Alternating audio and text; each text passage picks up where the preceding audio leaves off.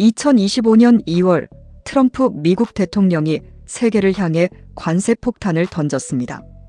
자동차, 철강, 반도체, 그 어떤 나라도 예외가 없었습니다. 70년간 유지되어 온 자유무역 질서가 한순간에 흔들렸습니다. 그리고 한국도 피할 수 없었습니다. 한미 FTA로 0%였던 대미 관세가 협상을 거쳐 대폭 올랐습니다. 한국은행은 이 관세 변화가 우리나라 경제 성장률을 0.6%포인트 낮출 것으로 분석했습니다.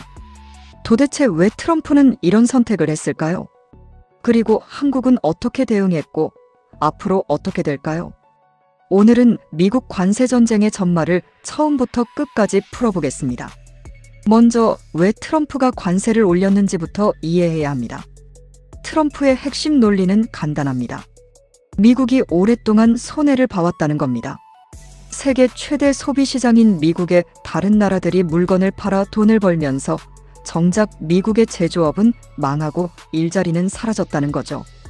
그래서 수입품에 높은 관세를 매겨 미국 제품을 보호하고 외국 기업들이 미국의 공장을 짓도록 압박하겠다는 겁니다.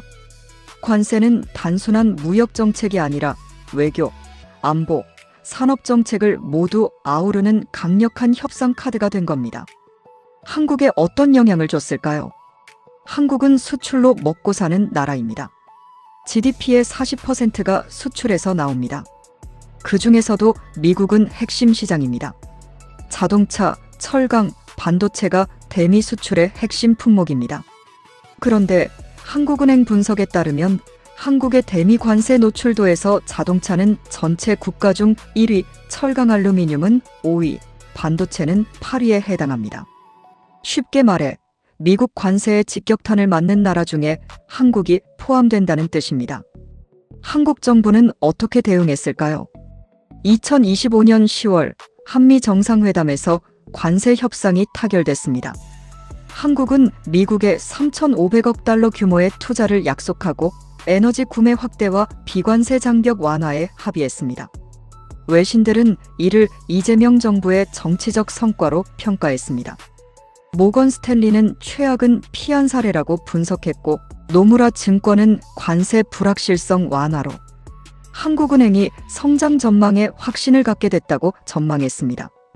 그러나 협상이 타결됐다고 해서 모든 게 해결된 건 아닙니다. 관세 수준 자체가 과거보다 높아졌기 때문입니다. 더 큰 문제는 미중 기술 전쟁입니다. 관세 전쟁은 이제 단순한 무역 싸움을 넘어 기술 패권 전쟁으로 확대됐습니다. 반도체, 배터리, AI, 어느 나라의 기술 표준을 따를 것인가를 두고 미국과 중국이 치열하게 싸우고 있습니다. 한국은 미국에도 팔고 중국에도 팔아야 하는 나라입니다. GDP의 40%가 수출인데 미국과 중국이 둘 다 주요 시장입니다.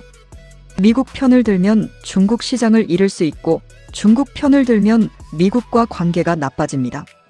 이 사이에서 줄타기를 해야 하는 한국의 딜레마는 앞으로도 계속될 겁니다. 우리는 어떻게 대응해야 할까요? 전문가들은 공급망 다변화를 강조합니다.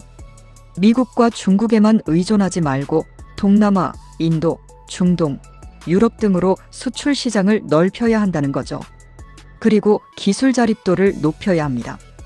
핵심 부품을 외국에 의존하면 언제든 흔들릴 수 있습니다. 반도체, 배터리, 소재 분야에서 독자적인 기술을 가져야 협상력이 생깁니다. 미국의 관세 전쟁은 끝난 게 아닙니다. 트럼프는 앞으로도 투자 약속을 이행하지 않는 나라에는 강력한 압박을 가할 것입니다. 한국은 수출로 먹고 사는 나라입니다. 세계 무역 질서가 바뀔 때마다 흔들릴 수밖에 없는 구조입니다. 위기는 분명 있습니다. 하지만 이 위기를 어떻게 활용하느냐에 따라 기회가 될 수도 있습니다. 공급망을 다변화하고 기술 경쟁력을 높이고 새로운 시장을 개척하는 것. 그게 지금 한국이 해야 할 일입니다. 오늘 영상이 도움이 되셨다면 구독과 좋아요 부탁드립니다. 창의력 고고였습니다.